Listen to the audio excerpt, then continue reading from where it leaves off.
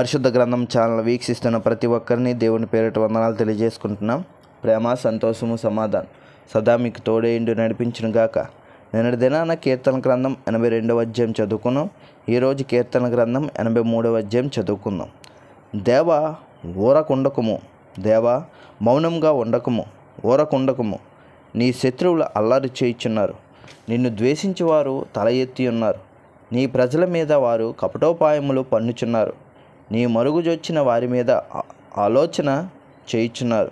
వారు ఇశ్రాయేలీలను పేరు ఇకను జ్ఞాపకము రాకపోవునట్లు జనముగా ఉండకుండా వారిని సంహరించుదము రండని చెప్పుకొనుచున్నారు. ఏక మనసుతో వారు ఆలోచన చేసి ఉన్నారు. నీకు విరోధముగా నిబంధన చేయుచున్నారు. గుడారపు వాసులైన ఏదోమీయులు, ఇష్మాయేలీలు అను మోయాబీలను, హగ్రీయులను, గేబాలు వారును, అమ్మోనీయులను, అమలేకీయులను, ఫిలిస్తీయులను, తూరు నివాసులను నీకు విరోధంగా నిబంధన చేసుకొనిచున్నారు. అసురు దేశస్థులు వారితో కలిసి ఉన్నారు.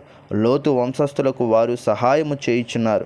మిద్యానునకు నీవు చేసినట్లు కీషోను ఏటి యొద్ద నీవు సిసేరాకును యాబీనునకును చేసినట్లు వారికి నీ చేయుము. వారు ఎందోరులో నశించిరి, భూమికి పెంట అయిరి. ఓరేబు, జయేబు అను వారికి నీవు చేసినట్లు వారి ప్రధానులకును చేయుము. జబాహు, సల్మన్నాను అను వారికి చేసినట్లు వారి సకల రాజులకును చేయుము. దేవా, నివాస స్థలములకు మనము ఆక్రమించుకొందుమని వారు చెప్పుకొనుచున్నారు. నా దేవా, సుడిగాలి తిరుగు ధూళివలె, గాలి ఎదుట వగడాకు వలెను వారిని చెయ్యుము. అగ్ని అడవిని కాల్చినట్లు, కారు చిచ్చు కొండలను తగలబెట్టినట్లు నీ తుఫాను చేత వారిని తరుముము. నీ సుడిగాలి చేత వారికి భీతి పుట్టించుము. యెహోవా, వారు నీ నామమును వెదుకున్నట్లు వారికి పూర్ణ అవమానము కలగజేయుము. వారు నిత్యము సిగ్గుపడి భీతి నొందుదురుగాక. వారు భ్రమసి నశించుదురుగాక. యెహోవా అను నామము ధరించిన నీవు మాత్రమే సర్వలోకములో మహోన్నతుడవని వారు ఎరుగుదురుగాక.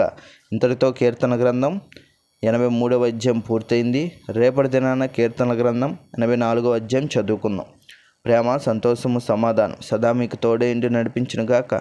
ఆమెన్.